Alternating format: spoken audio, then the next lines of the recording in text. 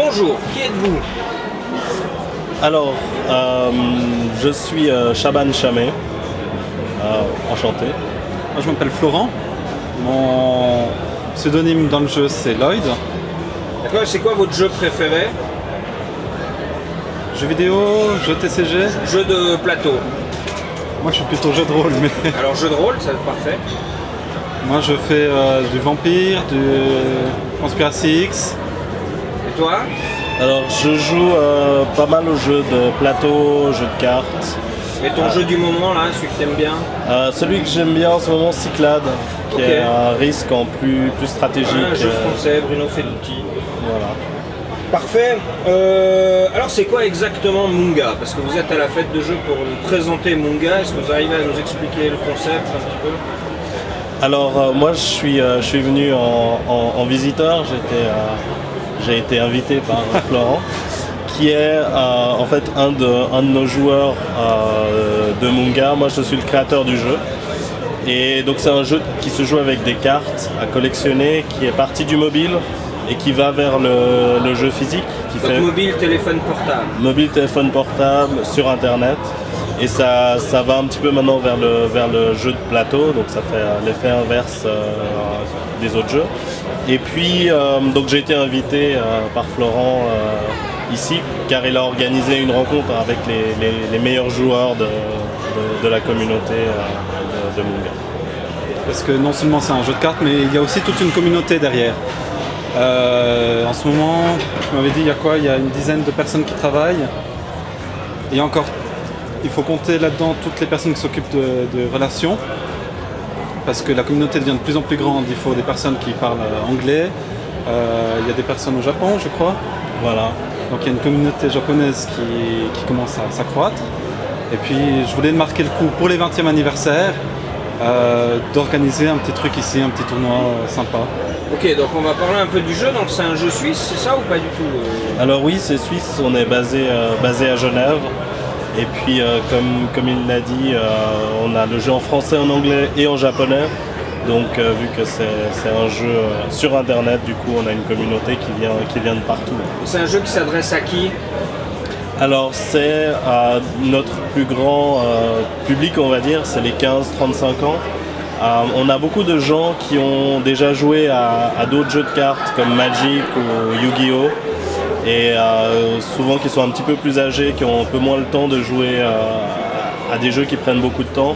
Et là on a vraiment un jeu qui est simple et rapide en fait pour... D'accord, moi j'ai vu la vidéo, je veux absolument jouer à ce jeu, comment je fais? Alors c'est simple, il faut aller sur www.munga.com. Munga, Nga.com. Et là on peut télécharger l'application pour Android ou pour iPhone. D'accord, et j'ai que besoin d'une application ou je dois acheter des cartes physiques ou comment ça se passe?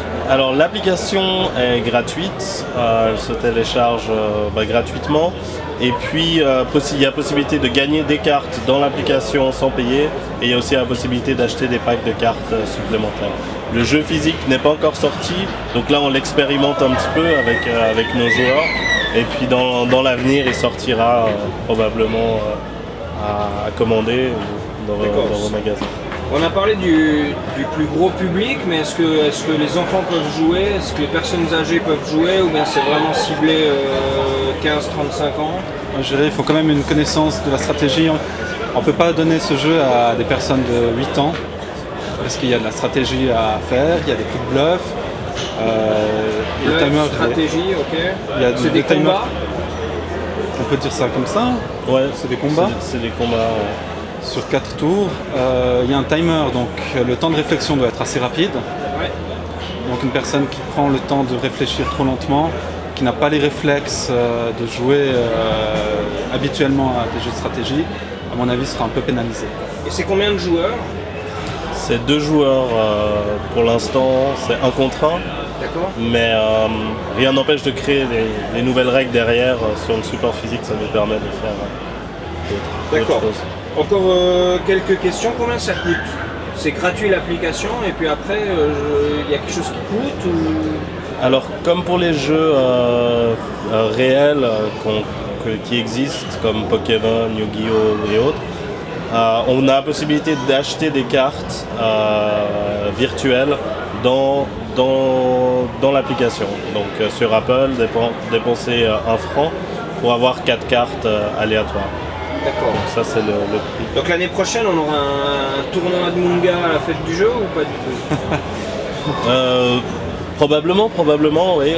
Donc là, on a une super organisation de Florent. Et puis l'année prochaine, on va sûrement réitérer. Et vu qu'on a une grande communauté, ils vont voir un peu ce qui s'est passé là aussi. Donc ils voudront venir et puis on fera venir aussi d'autres personnes plus découvertes qui puissent découvrir le jeu. Ok, c'est quoi votre programme pendant la fête du jeu? Donc vous, personnellement, vous allez jouer, vous allez manger, plutôt du troll ball, plutôt du jeu de rôle, vous faites autre chose ou... Moi, c'était à la base du jeu de rôle, parce que je remasterise, et puis me consacrer uniquement à Munga, parce que je suis passionné depuis 2010. Je me mets une gazette dedans, donc je suis vraiment très bien intégré dans la communauté, et je me suis vraiment focalisé là-dessus. Pour moi, c'est le plus important, c'est de faire découvrir le jeu à des nouveaux joueurs, et satisfaire les attentes des joueurs existants déjà. D'accord, merci beaucoup. Une dernière question, si vous étiez une pièce d'un jeu, vous seriez quoi? À pas l'honneur.